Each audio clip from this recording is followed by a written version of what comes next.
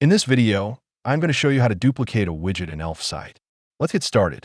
To duplicate a widget in Elfsight, go to your Elfsight dashboard and click My Apps from the top menu. This will show all the widgets connected to your account.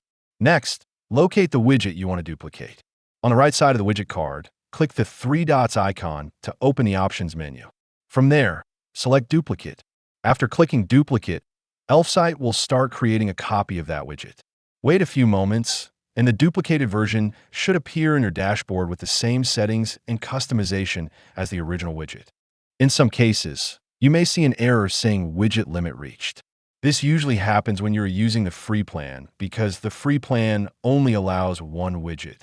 To continue duplicating widgets, you can either upgrade your plan for a higher widget limit or delete an existing widget to free up space. If you want to support our channel, feel free to use our affiliate link in the description below. Thanks for watching, and I will see you in my next video.